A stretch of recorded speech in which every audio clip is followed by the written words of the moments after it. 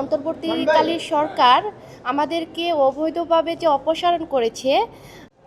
আমার নাম হচ্ছে জোনাকি, আমি মেলান্দ উপজেলার মহিলা ভাইস চেয়ারম্যান, জামালপুর জেলা। তো আসলে এখানে অন্তর্বর্তীকালীন সরকার আমাদেরকে অবৈধভাবে যে অপসারণ করেছে, আসলে এটা পুরাটাই একটা প্রতিহিংসা ছিল।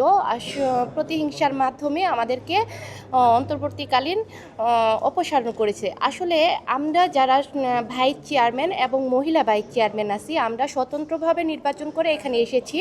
আমরা কোনো দলীয় ম্যান্ডেট ইউজ করে আমরা এখানে আসিনি। আমরা জনগণের ম্যান্ডেট নিয়ে আমরা এখানে নির্বাচিত হয়েছি। আজকে আমরা নির্বাচিত হওয়ার পরে জনগণের যে সেবাটা সেটা আমরা নিশ্চিত করতে পারিনি। আমরা অবৈধভাবে তার আগেই অপসারিত হয়ে গেছি। তো আমরা যেন মানে জনগণের সেবাটা নিশ্চিত করতে পারি, জনগণের কাছে যে আমাদের প্রতিজ্ঞা ছিল সেটা যেন নিশ্চিত করে তাদেরকে সেবা নিশ্চিত করতে পারি, সেই সুবাদে আমরা গণতান্ত্রিক সরকার, বর্তমান যে গণতান্ত্রিক সরকার, সেই সরকারের কাছে অনুরোধ জানাবো, আপনি আমাদের এই ভাইস চেয়ারম্যান এবং মহিলা ভাইস চেয়ারম্যানের বিষয়টা অবশ্যই বিবেচনা করে দেখবেন। কারণ হচ্ছে প্রত্যেকটা উপজেলায় প্রশাসন দিয়ে কখনোই উপজেলায় সেবা নিশ্চিত করা যায় না।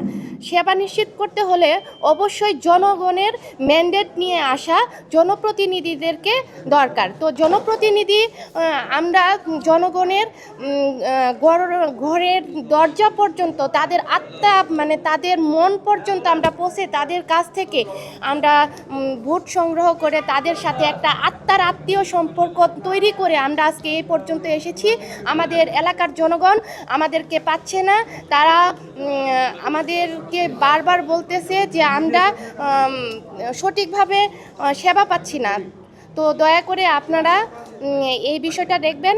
আমি প্রিয় সাংবাদিক বন্ধুদেরকে বলবো, আপনারা দয়া করে আমাদের এই স্বতন্ত্র যে নির্বাচন করে আমরা জনপ্রতিনিধিরা এ পর্যন্ত আসছি, দয়া করে আমাদের যেন এটা সেবাটা যেন নিশ্চিত করে হচ্ছে গণতান্ত্রিক সরকার, এই বিষয়টা আপনারা একটু দেখবেন।